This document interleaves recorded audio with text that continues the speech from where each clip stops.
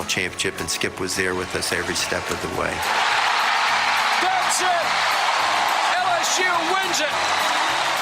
That very same year that he won the College World Series was my final year. His legacy is the people that he coached, the lives that he changed, and how he changed not only LSU baseball, college baseball, but then as the athletic director, he changed LSU athletics for life. Welcome to one of the most monumental days in the annals of LSU athletics, as this evening we honor a legend, an icon, and the greatest program in college baseball history. He taught you as a person, as a human being. And there's a lot of guys that played for him, whether it be Chi, Miami, LSU. All these guys that learned from him, whether you played or whether you sat on the bench. If your ears were open, you learned the game. When I think of Skip Bertman, I don't think of national championships, and I don't get my ring out of my closet and stare at it. I think of the men that he created. Even now, to this day, I had a couple rough spots in my life where I struggled, and he called me, and I didn't put him on the map. I wasn't anybody special. I didn't make it in the big leagues, but he called me. That means a lot. Other than my mom and dad, he's the single most influential human being in my life. I'm a better son. I'm a better father.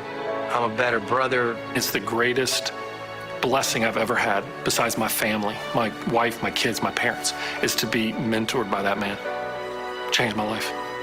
Everybody's got their piece of this row, without a doubt. I mean, that's the strength of the program. If you vividly imagine, ardently desire, sincerely believe, and enthusiastically act upon it every day, it will come to pass. Anything that you vividly imagine, Ardently desire. And when you say ardently, you got to grit your teeth and say ardently desire. ardently desire, sincerely believe. Sincerely believe and enthusiastically act upon absolutely must come to pass.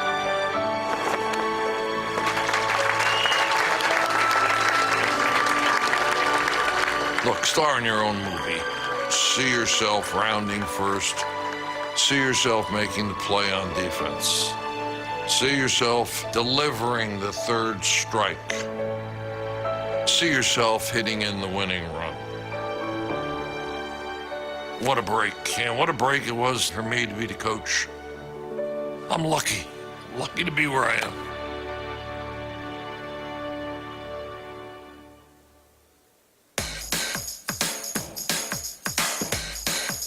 Everybody likes to imitate Skip.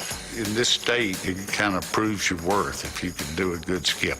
Bird, you can make a bishop kick in a stained glass window. You can't go out there and throw the fastball up. You got to get it down. You guys are butchering the game of baseball. I mean, murdering. Hey, look, big guy, you can't get mad at the umpires. Listen, they're not really umpires. They're school bus drivers and butchers at the local Winn-Dixie. Big guy.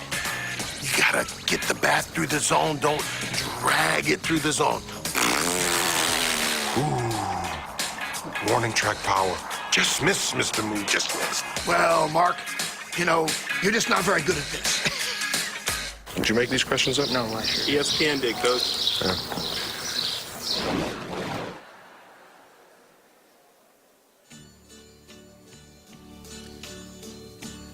Good evening, everyone. In just a few moments, we'll be starting tonight's ceremony. So if you have not yet found your seat, we encourage you to do so at this time. And we'll be underway with tonight's ceremony in just a few moments. Thank you. My friend, I'll say it clear. I'll state my case, of which I'm certain. Good evening again, everyone. Thank you for joining us tonight as we celebrate the remarkable life of Skip Bertman. My name is Bill Franquez. It was my great honor to work with Coach Bertman for 13 seasons as the LSU Baseball Communications Director.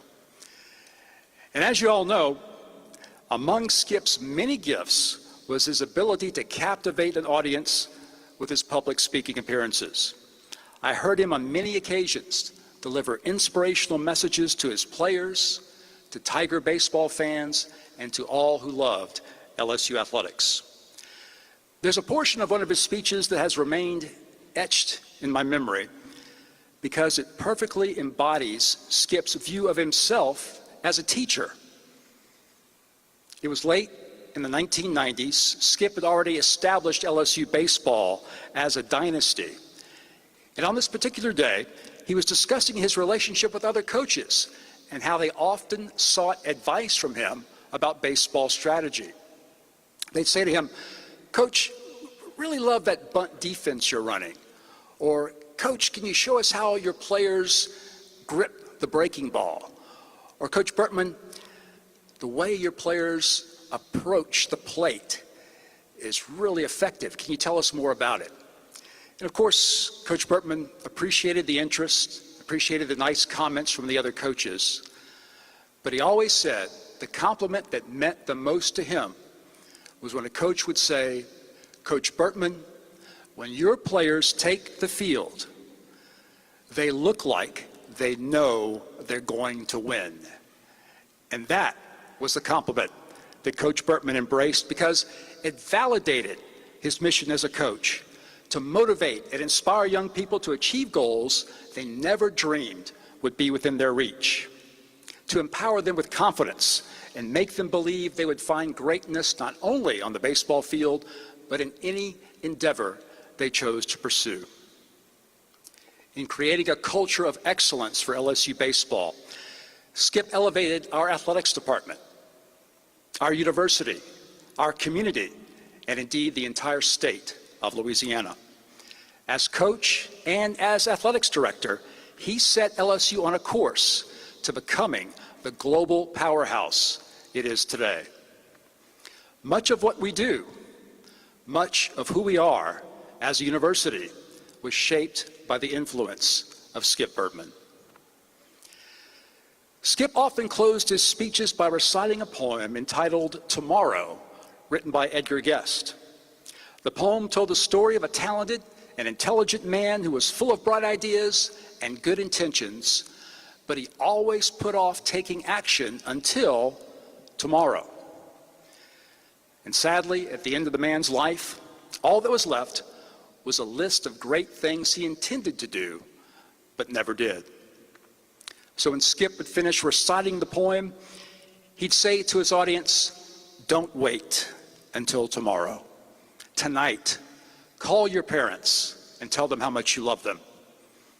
Reach out to a friend that you haven't talked to in months or even years. Chase your dreams. Follow the career path you've always imagined for yourself. Believe in yourself and believe in the power of the human spirit." That is the legacy of Skip Bertman. It's a legacy that lives in all of us today, and it's the reason we're here tonight to celebrate his incredible life. So now we begin tonight's ceremony with a procession of 5 of Skip's players, each representing one of his national championship teams. First of all, representing the 1991 national champions, pitcher Rick Green.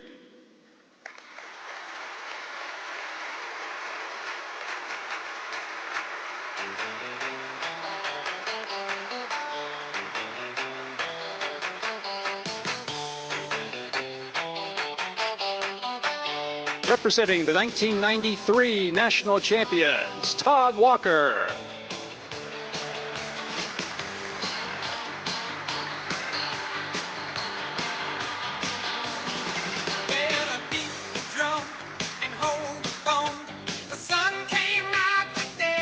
Representing the 1996 national champions, Warren Morris.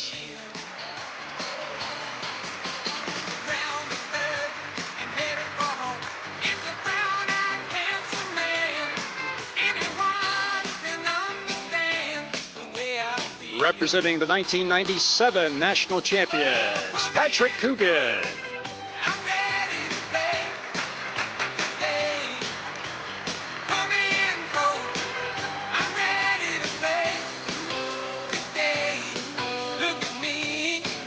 representing the 2000 national champions, Brad Cressy.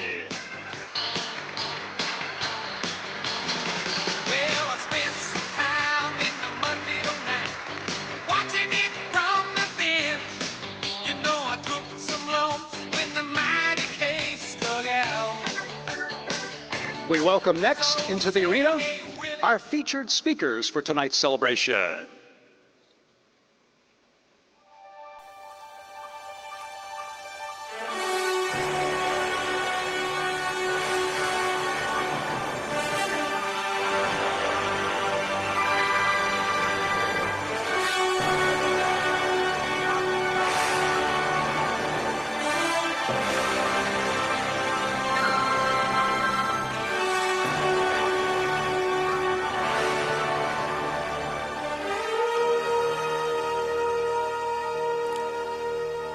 And finally, joining us here in the arena tonight, the members of the Skip Bertman family.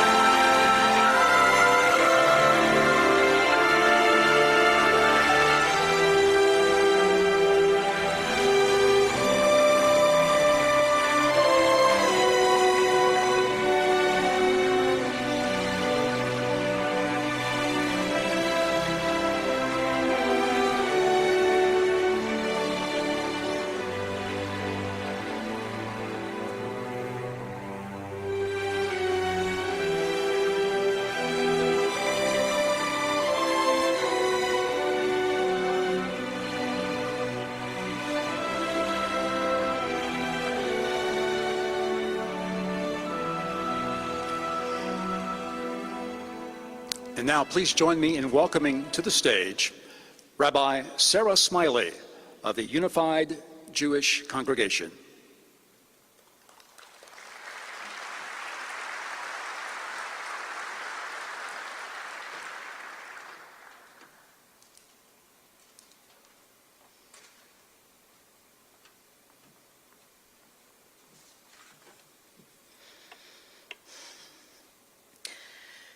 We gather tonight to honor a man whose name is etched into the very heart of this community. Although he is known best for his life near the field, he also lived a life guided by Jewish values. Jewish poet Zelda teaches, "Each of us has a name given by God and given by our parents. Each of us has a name given by our stature and our smile and given by what we wear. Each of us has a name given by the mountains and given by our walls. Each of us has a name given by the stars and given by our neighbors. Each of us has a name given by our sins and given by our longing.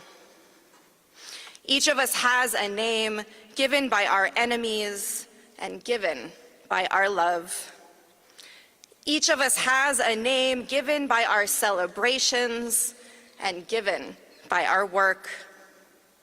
Each of us has a name given by the seasons and given by our blindness. Each of us has a name given by the sea and given by our death. Skip Bertman wore many names throughout his extraordinary life. To the world of college athletics, his name was Coach. To those who learned under his watchful eye, his name was Teacher and Mentor. To this community and university, his name was Leader.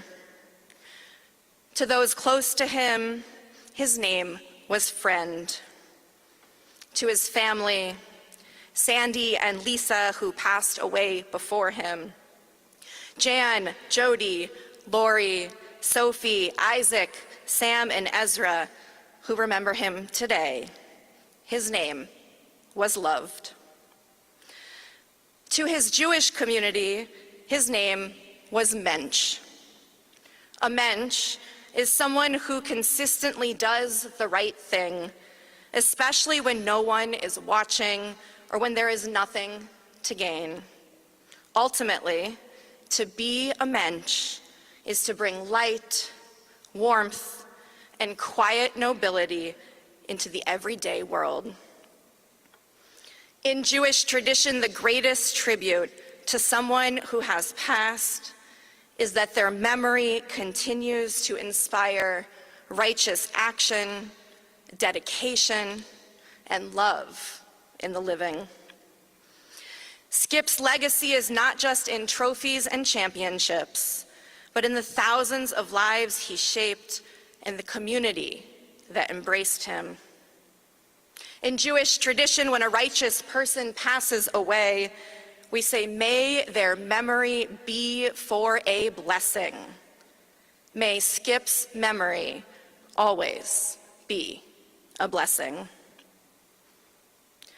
Psalm 23, which is probably familiar to many of you, is recited when we honor the life of a Jewish person whose memory will live on, because it shifts the focus of mourning from fear and despair to divine presence, comfort, and ultimate transition.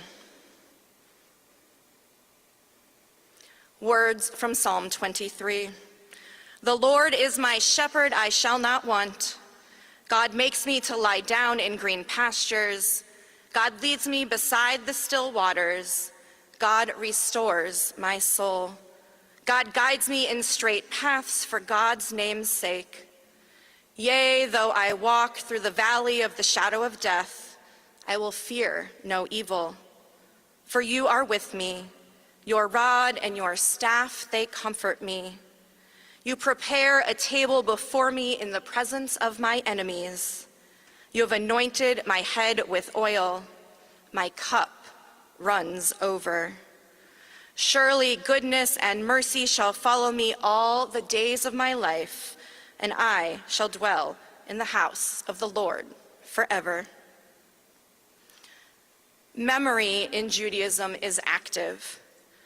So as you listen to the many stories of Skip's life you will hear tonight, think about how you can turn those memories into actions, so the legacy he began to see in his own life will continue for many years to come. In the rising of the sun and in its going down, we remember Skip. In the blowing of the wind and in the chill of winter, we remember him. In the opening of buds and in the rebirth of spring, we remember Skip.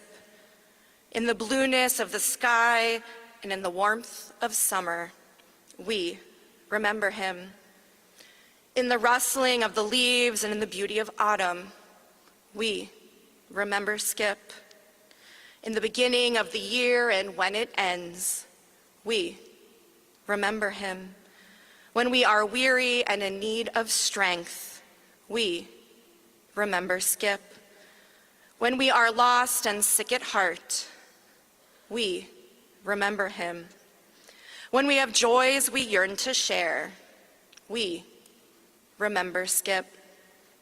When the first pitch is thrown and the team is holding on to the rope, we remember him. So long as we live, he too shall live, for he is now a part of us as we remember Skip. The principal memorial prayer recited at Jewish funerals calls upon God's compassionate trait to offer peace to the deceased. Compassionate God, eternal Spirit of the universe, grant perfect rest in your sheltering presence to Skip Bertman, who has entered eternity. O God of mercy, let him find refuge in your eternal presence, and let his soul be bound up in the bond of everlasting life. God is his inheritance. May he rest in peace. And let us together say, Amen.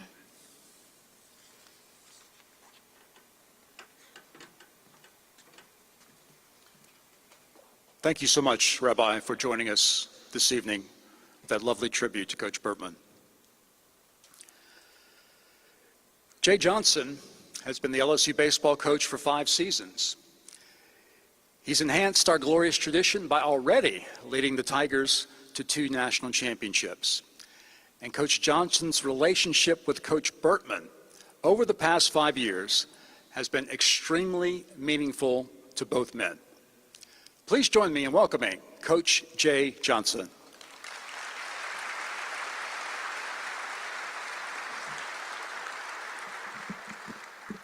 You know, first off, I want to thank the Bertman family. When I came here a little over 5 years ago, I talked about coming to LSU as the opportunity of my lifetime, but being asked by you to do this is easily the honor of my lifetime. So thank you. In what world does one of your heroes become your best friend in the last 5 years of his life? Little context is 7th grade in 1991, the first dog pile, Coach Bertman's first national championship. I immediately wanted to go to the mall and buy an LSU baseball hat. Now, at that time, I don't think I could have told you where Louisiana was on the U.S. map, but I did know that the LSU Tigers were becoming the best college baseball team in the country, and I know they were coached by Coach Skip Bertman, the best college baseball coach in the country. Fast forwarding 9 years later, in 2000, Brad Cressy, walk-off, Brian Terrio slides into home for Coach's 5th and final national championship. That's about the time I was in my playing career and was going to start coaching. And my college coach, Scott Sarver, said, I'm going to let you coach with me, but I have a project for you. I want you to study these coaches. I want you to look into the great Augie Garrido, specific to fundamentals. I want you to look at Andy Lopez at the University of Florida at the time about practice planning, or Mark Marquis from Stanford, or talk about building a program, Ron Polk, Coach's great friend at Mississippi State. But we can cut through all the chase, and I want you to start learning about Skip Bertman. And this is right about the time, Coach was ending his career as I was starting this journey. So in the year 2000, I bought his videotape, Winning the Big One. So Coach made money off me a long time ago. That videotape was the first time I learned about the core principles of the dynasty that he built. Striving for excellence, living one pitch at a time, no transfer of blame, everything counts, and ultimately holding the rope. I was so fascinated by all of this that I immediately tried to start doing everything I learned in the video. Couldn't write fast enough, couldn't take enough notes, couldn't wait to get to the field the next day and do something that I'd learned, from Coach Bertman, and just watching a 30-minute videotape about winning the big one. So much so, I actually had a player tell me one time that the most profound thing that I ever told them was, I believe in you, and that all you can do is all you can do, and all you can do is enough. And every player here that played for Coach Bertman knows exactly where that statement had originated. So far before coming here he was making a massive impact on my life and success as a coach. Fast forwarding 20 years, 2021, at a kind of agent, talking about things that were maybe happening. Maybe Texas A&M was going to be open. There was some possibilities Coach Maneri was going to retire. And would you want to look at either of these opportunities? I was like, I want to go to the College World Series, do whatever, keep me posted. And he called me back and he says, LSU's a no. I was like, okay, any reason why? They don't like short people? And they said that maybe Coach Bertman felt that maybe somebody from the West would not work in Louisiana.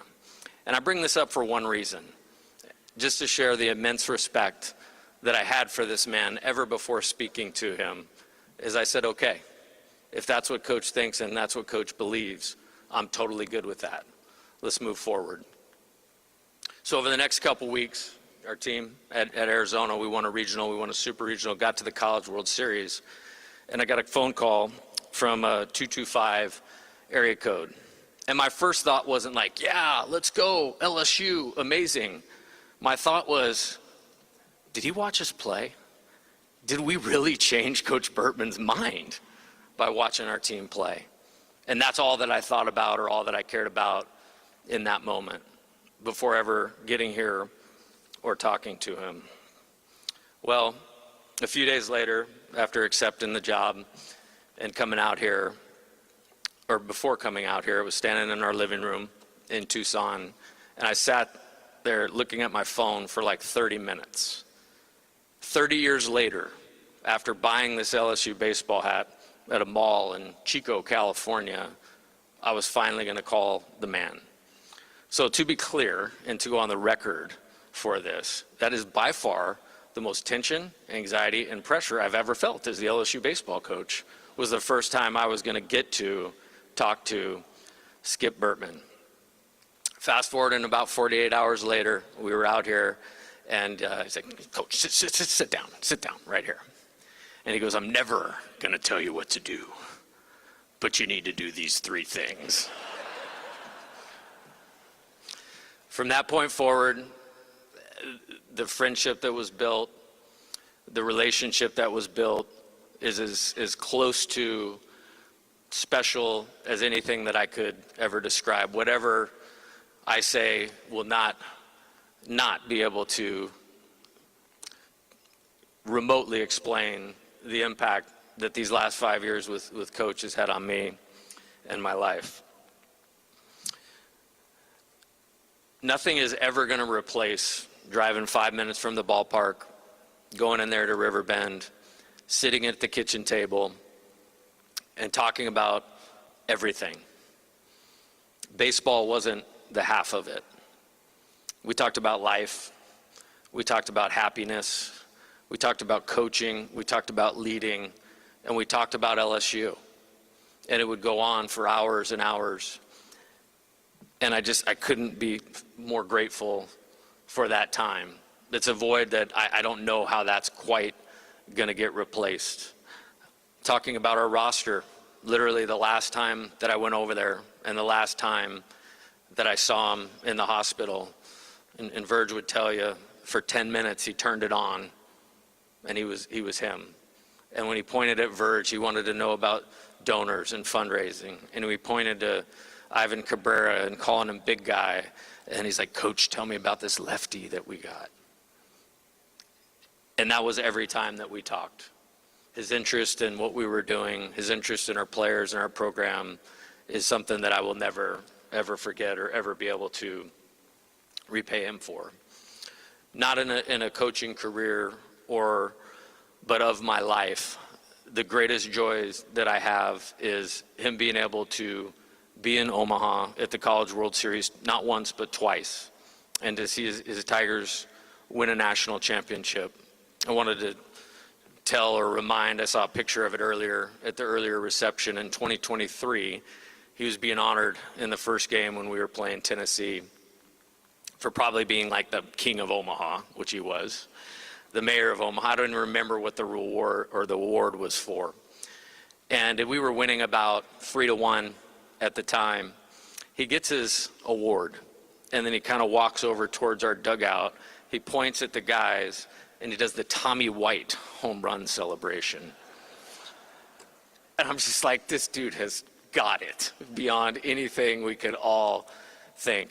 Our players relax, play the last 3 innings great. We win like 6-3 and go on to win the national championship. So even not as the coach, 22 years later, he was impacting winning in Omaha with our team, doing exactly what we needed at that time. Sitting in the locker room after the game, moment I wouldn't trade for the world. And then in 2025, probably one of my favorite interactions with him of all time. I knew he was coming to the last game, hopefully the last game. But you kind of forget about it when you're in the midst of trying to make a run at a national championship, scouting reports, getting the team ready, prepared. And he wheelchairs into the locker room. And it was like, oh, wow, he's here. And he shakes my hand. He's like, yeah, great job, but here's what's going to happen. You know, when we win, I'm going to come down on the field. I'm going to give you a hug. We're going to celebrate. And as most of the time when I talk to him, yes, sir, coach, yes, sir. And in my mind, I'm going like, does this guy remember that we only won 1-0 last night? And does he also remember the team we have to beat today hadn't lost in 2.5 months prior to the game last night? But just what I thought next was, there is no way I'm making this man spend another night in Omaha. We better win today. Both of those things will be seared in my memory forever, and just explain Coach. I heard Coach Bianco, who's here today, explain it beautifully, that the man was a self-esteem machine. And I never walked out of the house, never walked away from lunch at Mike Anderson's or dinner from TJ Ribs, not feeling like anything and everything was possible. And no matter what, I had the greatest coach of my lifetime 100% in my corner and behind me. When I think about Coach Bertman, his life and his impact, how would he want us to go on? The first thing that came to mind, as much sadness as there's been, and it really started to hit me last night as you're trying to get some thoughts together for this, I know he would look at us with an attitude of do not cry because this is over. Smile because it happened and because we're all part of something incredibly special. And what is that? That is being a part of LSU. And one of the things I love about being at LSU is the enormous pride that everybody has in being at LSU. But I think today it's appropriate to remind everyone that it's only LSU because of Skip Bertman. And it's what drew me here was not necessarily the name or the school, but the opportunity to honor, in my opinion, maybe not even just the greatest baseball coach of my lifetime, but the greatest man that I know. And surprisingly, the greatest friend I never knew that I would have. How do we honor it? Exactly the way that he taught all of you fans who are by far, you have no peer. Fans, you honor it by continuing to walk through those gates at the box. You continue to drive to Hoover, Alabama for the SEC tournament. You continue to make the trip to Omaha, Nebraska. Fans, that's how you honor Coach Skip Bertman. To our team and our program, how we honor him. Continue to strive for excellence. Believe that everything counts. Never transfer blame. Play with that heightened awareness or how to win awareness. And of course, it's all of our jobs to hold the rope. I love you, Coach.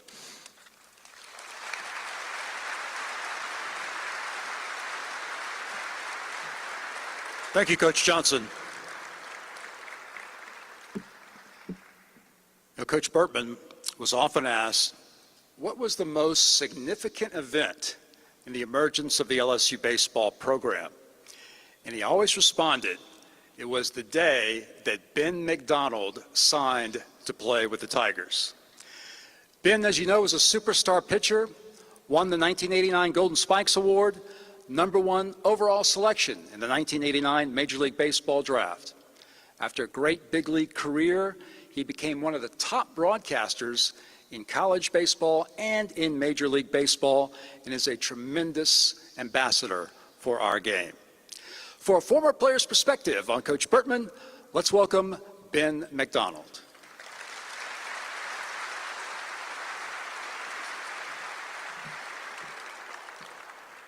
Coach Johnson must have been up here before me. I don't even know how to adjust this thing.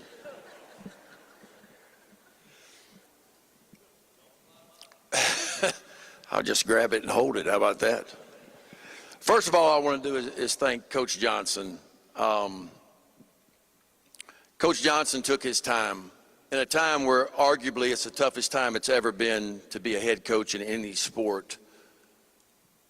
Coach Johnson took his time to spend with Coach Bertman. He wanted to know the history of this program. He wanted to know how it all got started. He wanted to bump everything he could off of Coach Bertman, whether it was NIL stuff, how to deal with the best fan base in all of college baseball. He wanted to know everything about how Coach Bertman built this program. And so to you, Jay, I say thank you for doing that. I say that for the family, and I know all the former players that ever played for Coach Bertman. We appreciate you taking the time to spend with Coach Bertman. Coach Bertman helped build the biggest brand in college sports.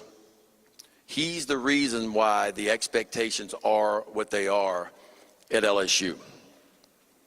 And the expectations here at LSU will always be championships. That's what the expectations are, and Coach Bertman built that. I've been busted up pretty good, like a lot of y'all have, for about 12 days now. A lot of emotions running through me, like it is for a lot of you guys. And I'm going to do my best to get through this. Every interview I've done in the last 12 days, I hadn't been able to hold it together, but I'm going to do my best to hold it together tonight. Janice, don't you laugh at me. I tell you what we're going to do. Everybody knows what this means. This has always meant LSU. LSU forever. It's the greatest brand in all of college sports. But this L has a dual meaning tonight. And this dual meaning is our love and appreciation for Coach Bertman. So if I lose it, I'm going to throw this at y'all. And I want you to throw it right back at me. And we'll get through this together tonight. It's an honor for me. I appreciate the family asking me to be a small part of this. I got home 2 Thursdays ago, about 2 o'clock in the morning. I didn't know it, but Coach Bertman went in the hospital at 4 o'clock, just a couple hours later. I got a phone call from Coach Johnson later on that afternoon, around 8:30, to tell me that Coach Bertman was in the hospital. I didn't know he was in the hospital. I hurried up and got dressed and rushed over to the hospital. And I saw Jody was one of the first people that I saw. And she said, well, Coach is in ICU. And he's not doing good. He's not taking visitors. And I think she saw the look on my face. She said, do you really want to see him? I said, no, Jody, you don't understand. I have to see him. I have to go see Coach. So Jody was nice enough to take me back, and I got to spend some precious moments with Coach. And he was himself. He was struggling, but he was himself. He recognized who I was as soon as I walked in the door, and we had some private conversations. And I got up, and I told him I loved him for all of us. I told him I appreciated everything he did for me and for all the former players. And I kissed him on the forehead, and then I made my way out. Little did I know,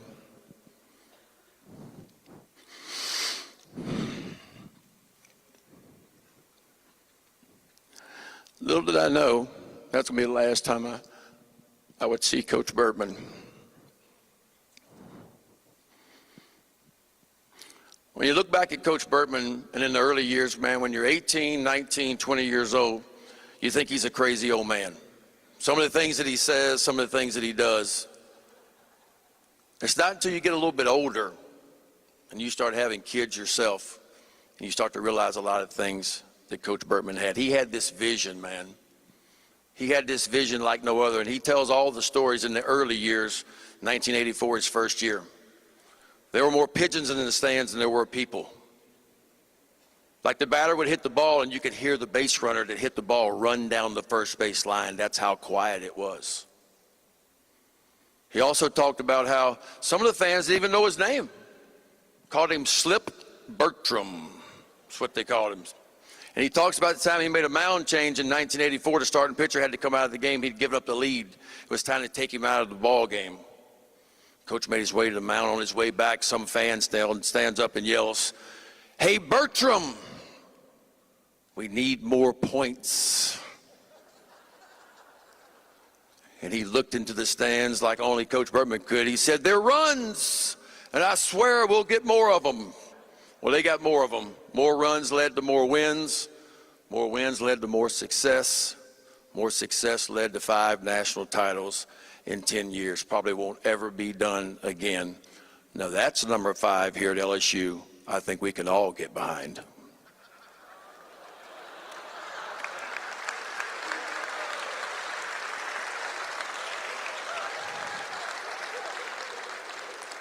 You think about what he orchestrated in the SEC. How about this? The Southeastern Conference has won the national title the last 7 years in college baseball. But it goes back further than that. In 1990, the SEC won their very first national title. It was University of Georgia that won the first national title in SEC history. Coach Bertman's teams would win the second one in 1991. But if you go back and look at it, 18 out of the last 36, now listen to this, 18 of the last 36 national titles in baseball has been won by the SEC. Now, I didn't graduate. I only got 5 semesters in, but in my math, that's half. Pretty impressive what he helped orchestrate in the SEC. And then when you talk about, and nobody talks about this enough, what he did as an athletic director, all the national championships that he won as an athletic director as well. Coach Bertman will not only be remembered as the greatest coach in LSU sports, but he'll go down as the most influential person in LSU sports history because of that. It's almost like Coach Bertman sometimes had a crystal ball. And all you former players that are here, you'll remember it. He talked a lot about the inevitable two. It had to happen. He would talk about a pitcher getting ready to take the mound for the first time, and he'd turn to the dugout, and I remember it like it was yesterday, and Paul Byrd is here. Paul Byrd runs out his freshman year, and he's just leaving the dugout, and the game's starting, and he runs out. Right before he gets to the mound, he starts taking his warm-up tosses. Coach Bertman turns to the dugout. He said, "Hey, Byrd, you see, Paul Byrd's going to give up 2 runs in the first inning." Of course, I'm keeping the chart, looking at him like, whatever. How do you know that? The batter had him step to the box yet. He said, no. He said, you see, he'll walk the first batter. The next guy's going to get a base hit. He'll strike a guy out, but then somehow runners will end up on second and third with 2 out, and they'll get a base hit and 2 runs will score. I said, whatever, coach. I said, no way. Sure enough, the first batter steps in the box. Paul Byrd walked the first batter on 4 pitches. The next batter got a base hit.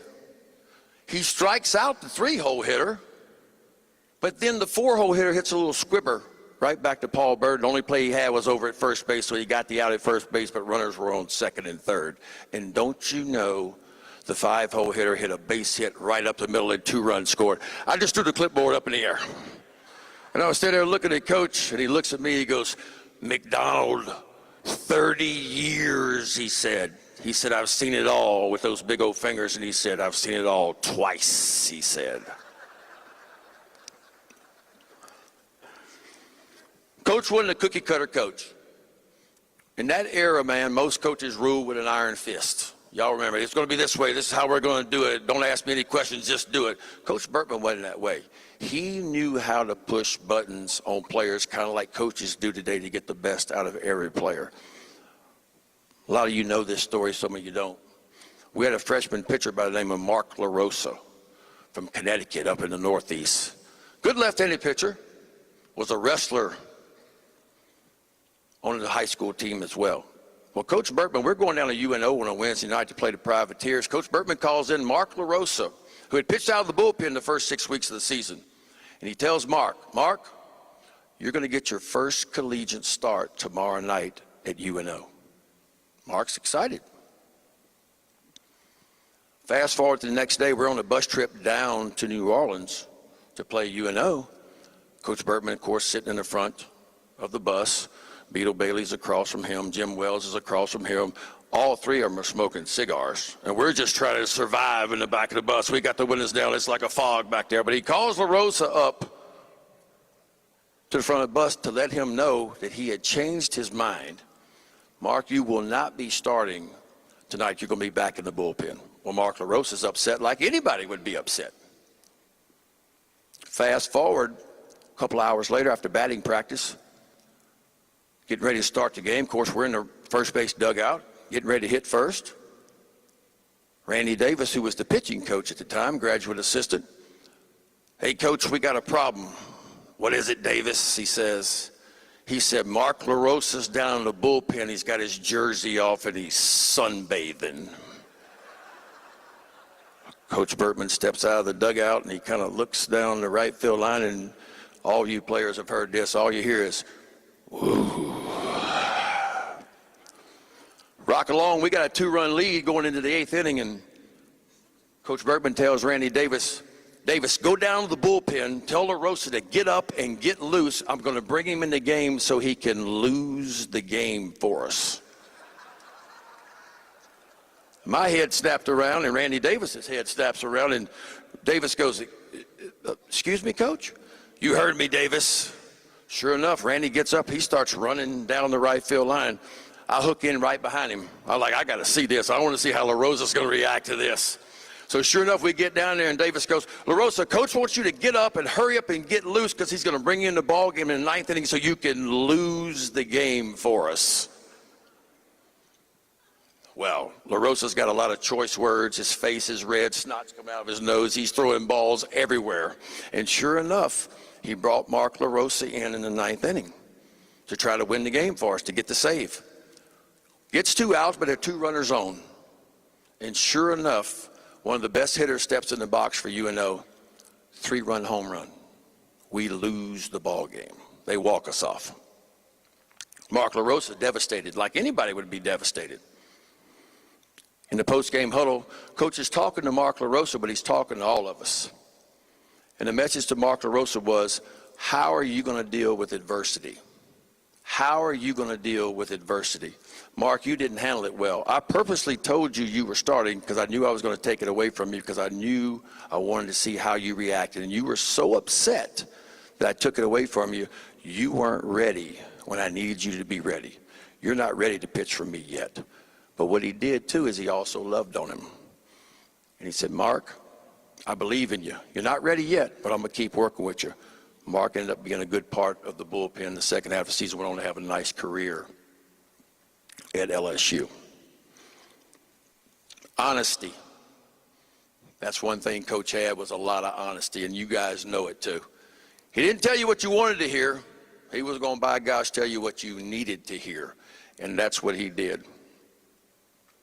We all needed it. I know I needed it too. It was one of his many gifts that he had. I've been fortunate enough to stand in a lot of big moments because of Coach Bertman. A national stage, a first overall pick, a major league mound, and a seat in the broadcasting booth. None of it, and I mean none of it, happens without Coach Bertman. See, Coach Bertman raised men. He built warriors. And I'm one of the lucky ones, like all of his former players are, who will always get to call him coach, mentor, and friend. Coach loved on us during our playing careers, but he loved on us just as much when our careers were over. And there's hundreds of stories that go around about this. He helped so many of us transition into the next chapters of our lives once the jerseys came off. A couple examples. Everybody knows Mike Papajohn. Mike Papajohn's here tonight. Mike played in the late 80s. He was a senior when I was a freshman. Mike wanted to get into acting. He had kind of gotten his foot in the door in acting, But a few phone calls from Coach Bertman got him through that door. Mike Papajohn, nearly 200 films he has been in since then. Spider-Man, Terminator, For Love of the Game. He's been in so many big moments. Coach Bertman helped that happen. John O'Donohue is here tonight. Told me the story the other day. John made it to the big leagues for a year with the Baltimore Orioles with a heck of a pitcher. His career ended as well. Sitting down talking to Coach Bertman one day, he said, John, what are you going to do? I said, I don't know, Coach. I kind of like law enforcement. He said, but Coach, I checked it out. It's $1,200 to take the aptitude test. I don't have the money to do that. Coach Bertman, like he did so many times, gave John the money for the test. John passed the test. Saw Coach a couple weeks later, told Coach, I passed the test. Coach makes another phone call, calls the police chief. Police chief calls John O'Donohue. John's been in law enforcement here in Baton Rouge for 30 years now. And then finally, my story. I was retired at 31 years old. Shoulder blew up on me. Had 9 years in the big leagues. Sitting down with Coach one day, and he goes, Ben, what you going to do now? I said, Coach, I don't know. I'm coaching my daughter's travel ball team. I'm kind of enjoying softball. He said, that's great. He said, you need to keep doing that. Well, what are you going to do? I said, I don't know, Coach. He said, you know what you'd be good at? He said, you'd be great at broadcasting. I said, Coach, I didn't graduate. I said, for 9 years in the big leagues, I ran from the camera. I didn't want to be in front of the camera. What makes you think I'd be a good broadcaster? He said, well, listen, you know the game and you tell funny stories and people like you. You'll be great. He said, I'll tell you what I'm going to do. He flipped out his Rolodex. He had that Rolodex, that thing with a million numbers in it. He had the president of Cox Sports Television in the Rolodex. Now, you got to remember, there was no SEC network. The only time games were ever on TV was when you got to the College World Series and ESPN put it on TV. Other than that, there weren't any games. There was no ESPN Plus and all that kind of stuff. But Cox Sports Television carried about 14 LSU games per year. Sure enough, he calls the president of Cox Sports Television. A week later, the president calls me and he goes, Ben, the season starts in 3 months. We got 14 games. You're going to be our analyst. He said, I've hired another guy by the name of Lynn Rollins. I don't know if you know him. Me and Lynn's been working together for 26 years now, all because of Coach Bertman. You know, they say Father Time is undefeated. At some point in time, he's going to knock on every one of our doors. In baseball terms, Father Time, he's batting 1,000. But what Coach Bertman did for college baseball, what he did for LSU baseball, what he did for LSU sports, and all the lives that he touched along the way, that too will always be undefeated. Coach Bertman used to say a lot of things to us, some of which I've been able to share with you tonight. Some of them maybe I can share with you at another time. But the one thing he never had to say was that he believed in his players. Never had to say that. You felt it. I felt it every time I put that uniform on and I played for him. I felt it. So today,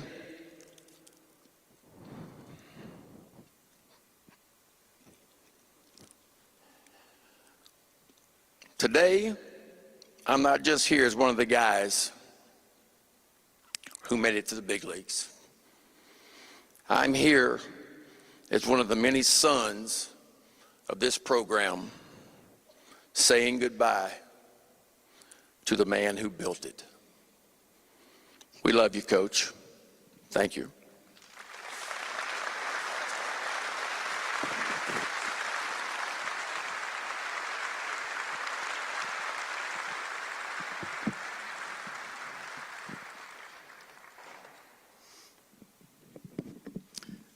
Thank you so much to Ben McDonald.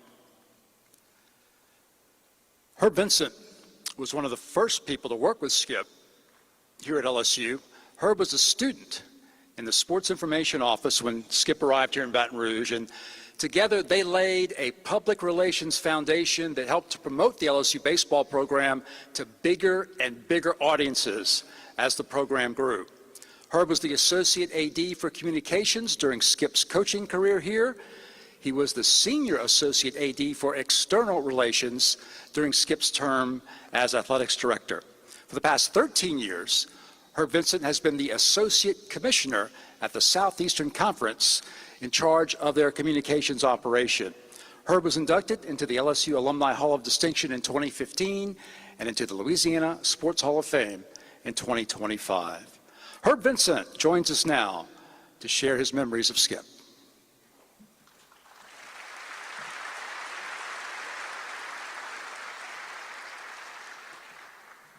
Thank you, Bill. Well, Ben, you killed it. I know how it feels like to come in relief after Ben's gone 8 innings with a one-hitter. I got to close it out. So maybe I'll get 2 outs, Verge, you can get the last one. The first time I ever saw Skip, well, first let me thank the Bertman family. That's most important for this distinct honor of being able to speak tonight about a man that I truly loved. It's very special. The first time I ever saw Skip Bertman, it was my senior year at LSU, and he was on the field behind the batting cage. This is 1983. This was the year before he was the head coach, and he was actually here because the University of Miami was playing UNO in New Orleans, and he'd come up to visit Bob Broadhead. There was wide speculation that he was going to be the next head coach at LSU, and obviously that happened. During that 1983 season, LSU averaged less than 500 fans per game, 454 to be exact. It really was true that if you wanted a quiet place to go on the LSU campus to study, you went to Alex Box Stadium. Mike Sabb, you remember that. Skip had a vision, as everyone knows, and everybody talks about the vision. But he set out to build more than just a winning team. Skip created communities. Communities that made people and organizations better. Organizations that anyone who wanted to join those organizations, he welcomed them. He started by helping his players believe they could win games, ultimately championships. I think Ben and Bill have both told you how he did that. He organized the coaches committee. Wally McBacon was part of that. Wally, I said your name like you asked me to. So Wally McBacon helped with the coaches committee. The coaches committee was formed to help build support for LSU baseball. In turn, the coaches committee went out into the city and made the city believers too. They believed in Skip. He built it, and they came. Skip took the team to other cities, in other schools and other cities in the state of Louisiana. He knew that an LSU baseball game in Natchitoches or Lake Charles or Lafayette or Thibodaux would not only grow LSU baseball, but would also be important to the colleges and universities in those communities. He made baseball great all across Louisiana. The work paid off. The success is well documented, as Bill and Ben and Jay have told you. The World Championship, the National Championships, the visits to the College World Series, the All-Americans, the largest attendance in the country for years and years and years. LSU was named the Team of the Decade in 1990, and a sea of purple and gold consumed Omaha year after year after year. All of that success attracted the attention of the athletics directors across the Southeastern Conference, as Skip would like to say.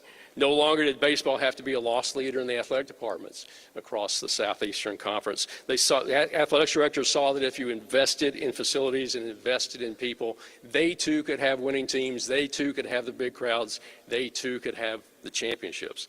As an example, in 2022, Mike Bianco's Ole Miss team won the national championship in Omaha. A sea of powder blue covered Omaha that year.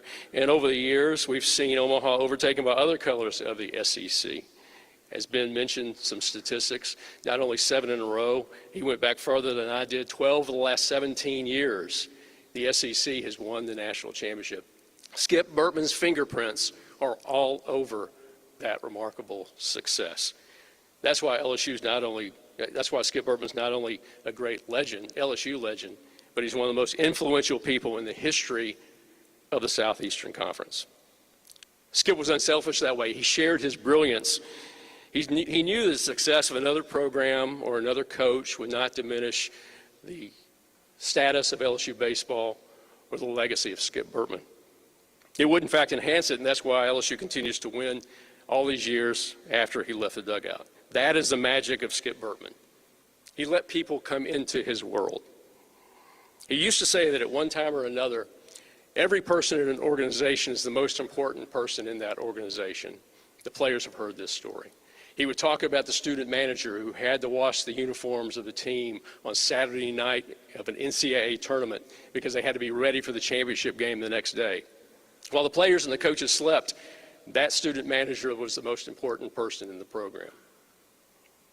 Skip made everyone feel that way, whether it was that student manager or the pitcher who came in and got just one out in a crucial situation, if it was the concessionaire who had to keep the coffee hot, the janitor who cleaned the bathroom, if it was the K-lady or if it's Chris Giott.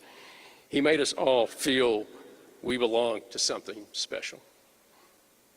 That unselfishness continued into his role as athletics director at LSU. He always made the right decision for LSU. He did what was in the best interests of LSU. But that wasn't always in the best interests of Skip Bertman. When I returned to LSU in 2002, he and Verge, Dan Radakovich is out there, he was working on the football seat license program. You'll remember that. We all call it now the Tradition Fund. LSU needed the revenue. LSU was falling behind in revenue of the other teams in the Southeastern Conference, and he knew to expand Tiger Stadium, build a new Alex Box Stadium, build a new Tiger Park. He had to invest and raise the revenue. Once again, he had a vision. Prices would rise significantly for fans. He knew that would be unpopular, but he knew it was good for the good of LSU. He knew he had to do it. It was the only way LSU could survive. So he told me, Herbie, he always called me Herbie. Herbie, they're going to fire me for doing this. Well, that was probably the one prediction he made that did not come true, Ben. But they did not fire him, and the plan worked. And ever since then, LSU has won multiple championships in multiple sports in front of packed crowds ever since. That is the legacy of Skip Bertman. He didn't just build a winning team. He built communities. He made people believe they belonged and that they mattered. He shared his success. He lifted others up, and the results are still felt today. The pack stands, the championships, and the standard he set across the SEC and beyond. Skip Bertman let us all come into his world, and we're all better because of it. Thank you, Skip.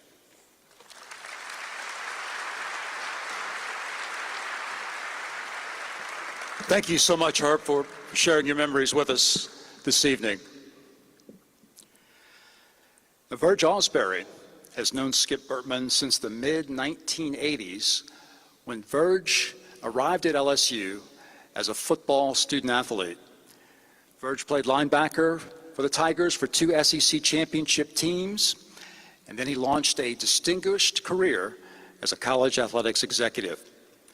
Skip and Verge worked very closely together during Skip's tenure as AD. They guided LSU athletics through one of the most transformational periods in its history.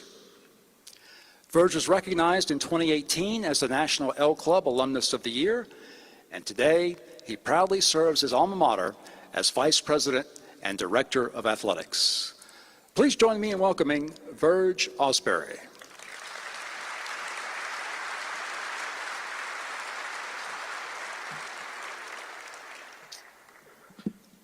Thanks, Bill. It's an honor to be here today, and thank you to the Bertman family for having us. And you heard what Herb said, but Skip Bertman was the best athletic director in the history of this institution.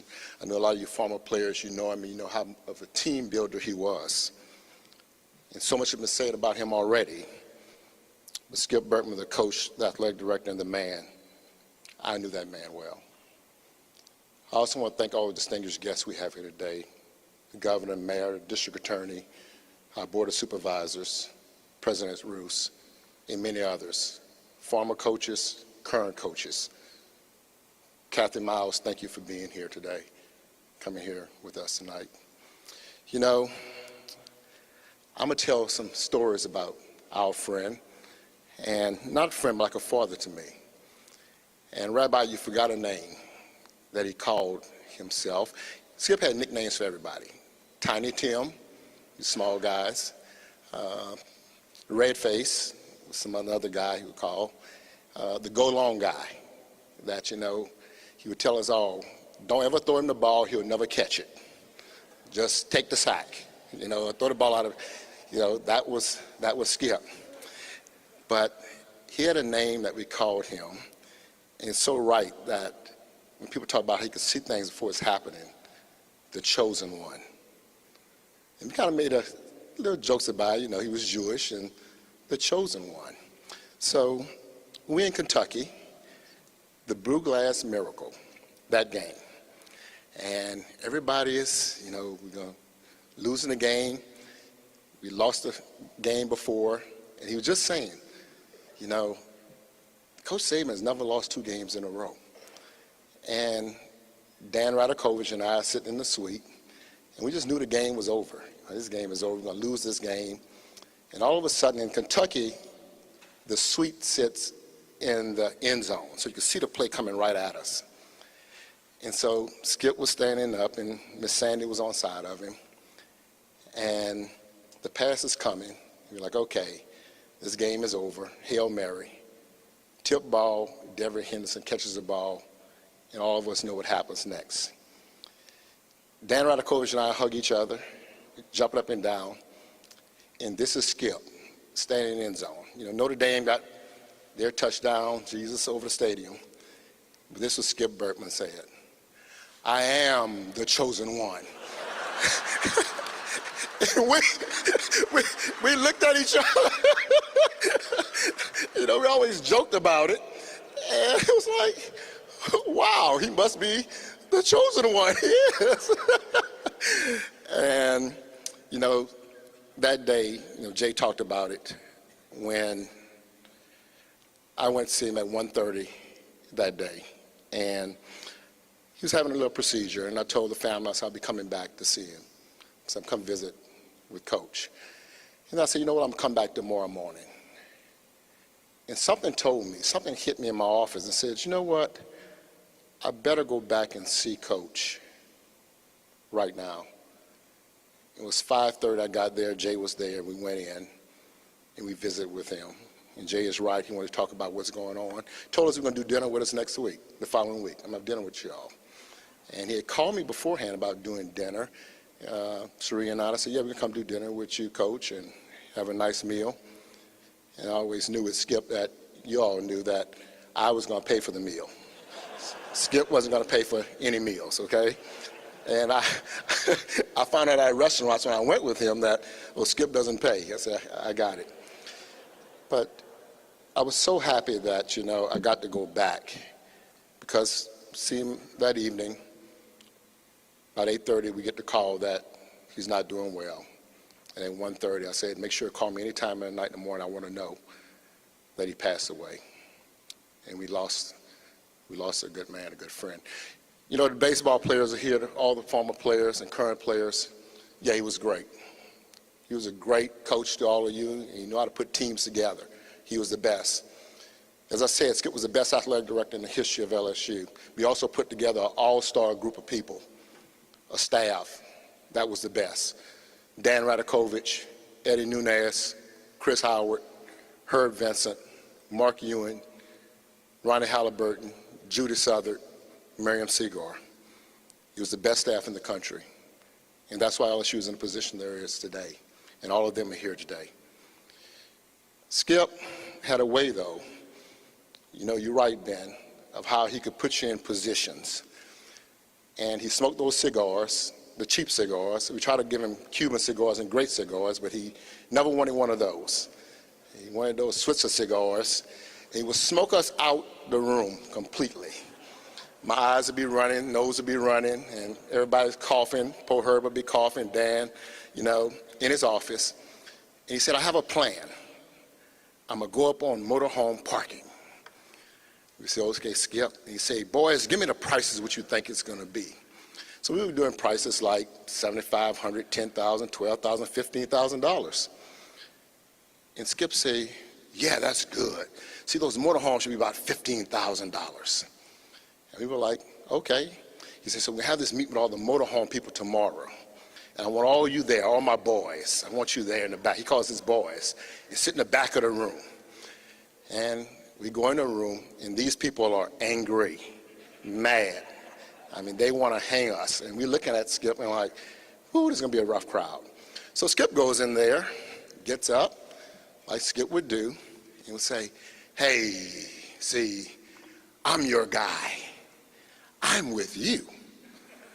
He said, so you see those guys on the back row over there?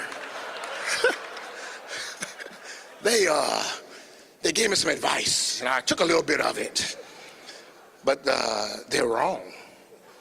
And so this time, Dan, I'm ducking down in my chair. I'm figuring out how to get out there, and Radakovich is turning red and very angry at the time. And he said, you see, I have a plan, and I'm going to help you. Now, no, the people is only paying $300 a year for their motorhome pass. So Skip says, you see, those guys in the back, they wanted to charge you $15,000. I said, no, those are my people. I love those people. He said, then it came again. I said, well, let me get another number. He said, 8,500. I don't know where you make these numbers at. 8,500. I said, we can't do that. I cannot do that to my people. Then he said, they said 6,500. I said, too much. Can't do it. You see, I'm with you. You are my people. And I came up with the right price. I said $5,000. Everybody stood up in that room and gave him a standing ovation. It was the best marketing deal ever. And we all sitting there in the back of the room, and people are applauding him. And looking back at us saying, boo, boo, and pointing different fingers at us. And I'm like, you know, how are we going to get out of this room? The only thing I remember Skip saying, we walking out, we were like, Skip, I mean, that wasn't a plan. He said, oh, it was a plan. You see, boys, if I wasn't there, they was going to hang you by your toenails. So that was the chosen one. President Skip isn't a new thing for me, obviously. I don't think I had a single interview during my tenure so far at LSU Athletic Director where I didn't talk about what Skip means to me, what he meant to me. Skip saw in me at a young age a LSU football player from New Iberia, Louisiana, someone who might be a good fit to work in his office. He was a mentor, not just in my career, but my life. Skip would take me aside and remind me about the duties as a father and as someone who could make a kind difference in the young lives of athletes like he had with me. He certainly talked to me about his philosophy behind winning, which I learned this athletic department is today, which he did more than any other coach here. But he also talked with me about the philosophy of how to live. He never missed a chance to remind me that my first obligation in the athletics department was always to be student athletes, not just when they wore the uniform, but for the rest of their lives. And while he never inserted himself into a student athlete or staff member life or personal business, he forever made it known that his door was always open, that if you needed someone to talk to bounce ideas off of, to seek encouragement from, he was always available. If you were part of Skip's life, there was no expiration date on that relationship. Since I was blessed to become athletic director at my alma mater, Skip will remind me that regardless how many changes were taking place in college athletics, how much money was in play, that LSU should never, ever change its priority from helping young student athletes become responsible, engaged adults. He said our job was to recruit people of character, help develop the character, and provide a touchstone for them as they set out on careers, got married, raised families, and served their communities. And those are my pillars today in the athletic department. Skip insisted that LSU be, as our football coach says, just different. To me, just different means that our campus, our colors, our brand, is unique in our world and of great value. If you come to LSU, you'll always be a part of a special place and a special state that's unique in its beauty, its commitment to hard work, and its passion for achievement and success. LSU pride means being proud of who we are and what we represent. Skip Bertman was and always will be by my side in my journey. In fact, I can hear his voice today telling me to wrap it up and stop talking about him. Every student athlete who has come to LSU or future generations who come should be educated on the incredible legacy of Skip Bertman, what he meant to our university, and more importantly, his approach to life and to work. That legacy means committing to excellence, to constantly improving yourself, and to uplifting the lives of others. That legacy means that teamwork doesn't mean a loss of individualism. It simply means that one commits to expressions that make others better also. When I walk around this campus or engage in the community, many Tiger fans want to talk to me about the changes in college athletics, how money has changed the game and the student athletes who play them. I tell them that they should see our student athletes at practice or in the classroom or in their communities. They are driven by so much more than money or winning. We win at LSU, and we win a lot, and we won't ever apologize for it. But our student athletes are here because they too are just different. They want to wear their unmistakable purple and gold. They want to play with other athletes as motivated toward greatness as they are. They want to be elite. They want to always be special. This isn't a promise or something recent. It's been here for quite a while. It was the way Skip demanded it. It was the way it should always be. Anyone who ever played or worked with or enjoyed personal time with Skip Bertman cared what he thought. No one wanted to let him down. Everyone wanted to see one of his secret smiles of pride, and I remember those smiles each and every day. Skip, you didn't really leave us. You never will. You live on at LSU forever. Thank you for shaping my life and so many others. Love you, the chosen one. Thank you.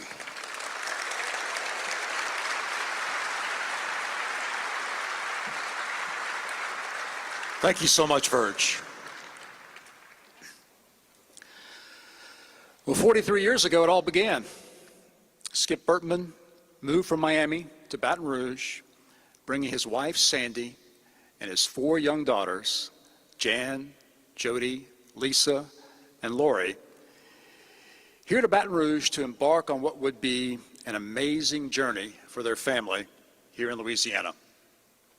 So representing the Bertman family tonight here at the podium is Skip's youngest daughter, Lori Bertman, and Lori will be joined here on stage by several members of the family.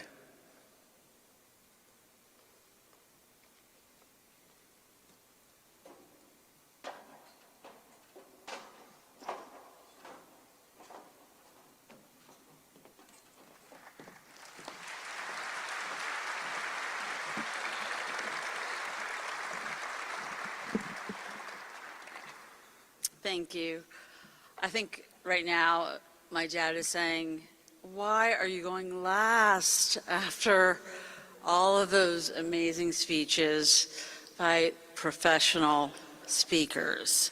I know he is telling me, hold the rope, Lori, be strong.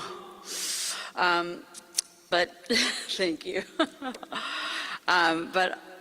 Before I was thinking about writing this speech, I asked myself, what would my dad want me to say? And I landed on 2 important words: thank you. Not on behalf of him, to you all. And on the behalf of my sisters and extended family, thank you all for being here to celebrate our father's life. Thank you to those who traveled from across the country and to the thousands more who have reached out, shared stories, sent photographs, made us laugh, and reminded us that the impact our dad's life had on so many.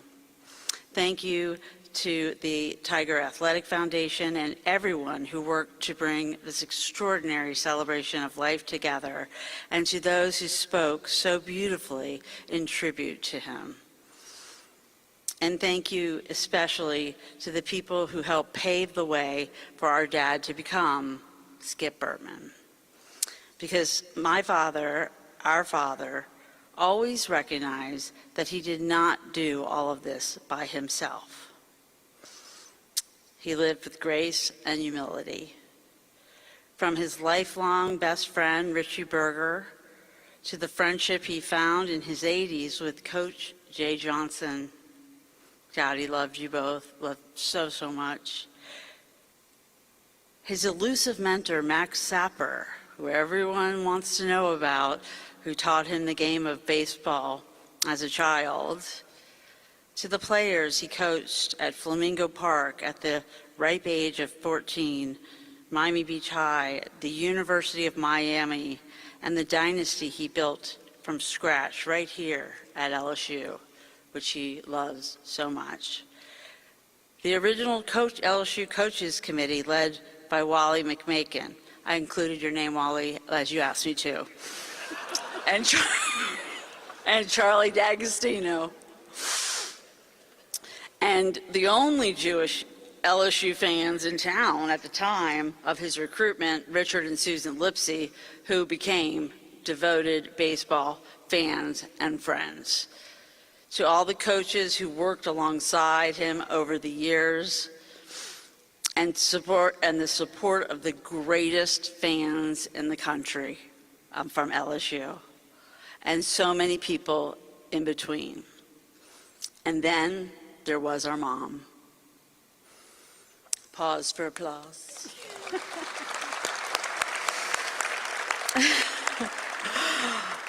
Our mother could have taught a master class on being a coach's wife. She understood that when you marry a coach, apparently, you also marry his players, his staff, his recruiting schedule, his fans, and whatever crisis happened in the ninth inning.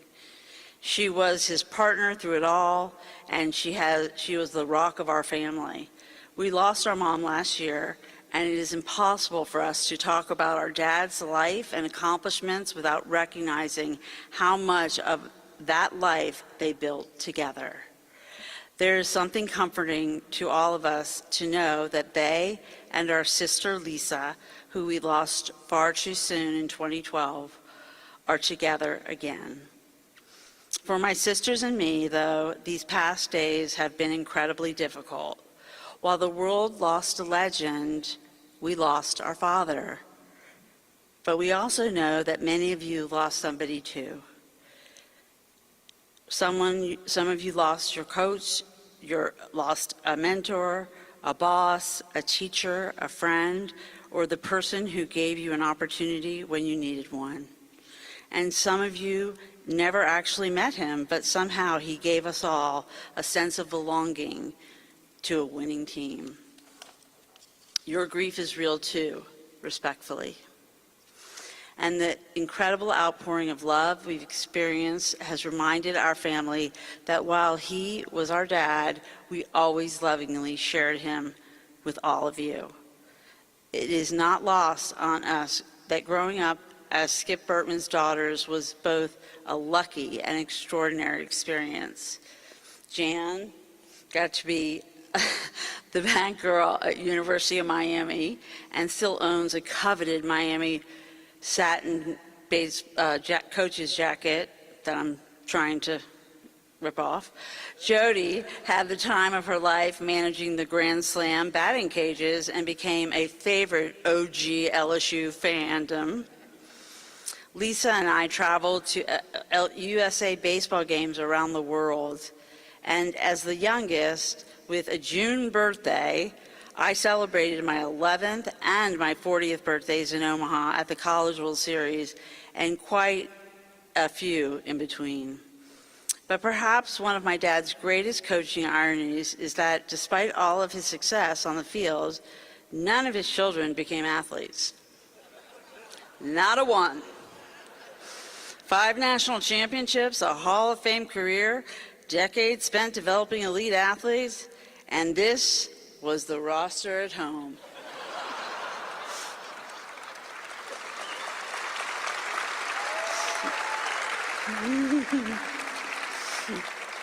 But I now know that was always by design. As a dad, he promoted education. He wanted us to be leaders. He wanted us to work hard, find something we cared about, treat people well, especially ourselves, engage in service, and perhaps most importantly, be happy in whatever life we chose. He saw the best in all of us. And while he tried not to pick favorites, it's really no secret who his favorite daughter was. 1997 national championship pitcher Doug Thompson.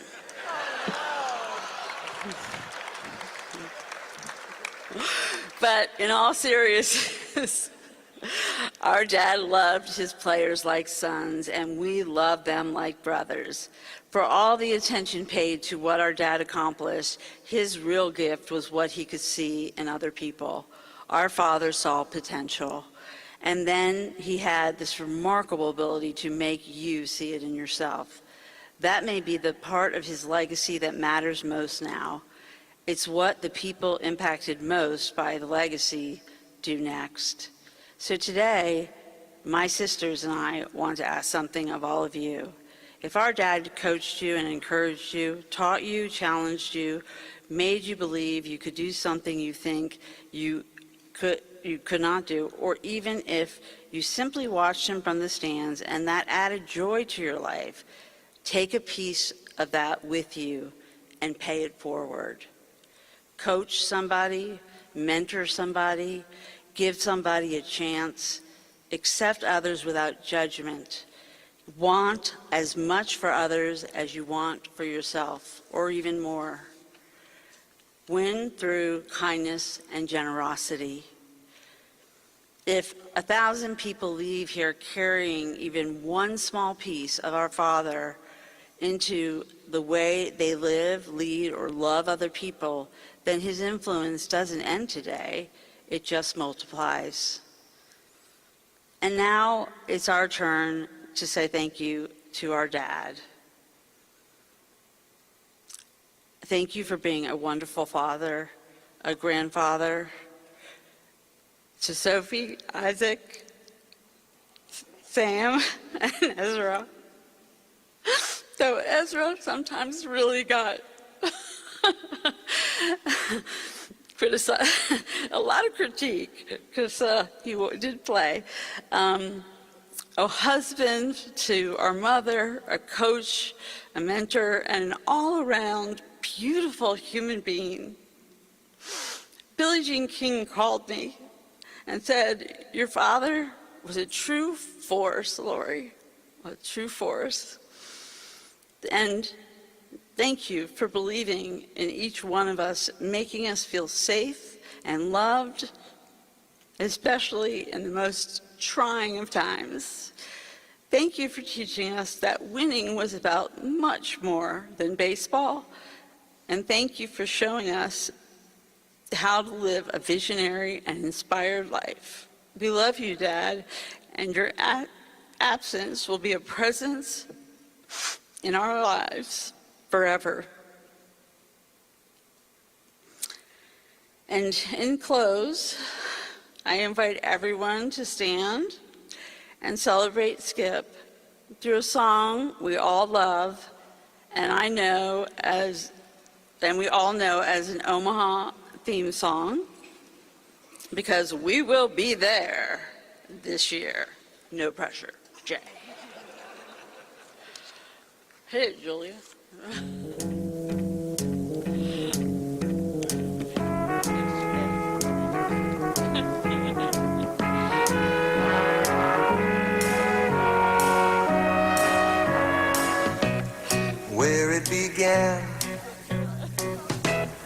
I can't begin to knowing, but then I know it's growing strong.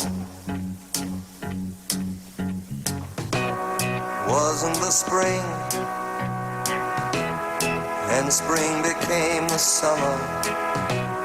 Who'd have believed you'd come along? And touching hands, reaching out, touching me, touching you.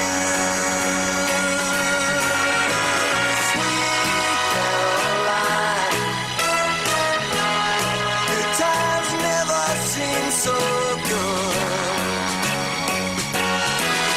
I've been inclined to believe there never was, but now I look at the night and it don't seem so lonely. We fill it up with only two. And when I hurt, hurting runs off my shoulders. How can I hurt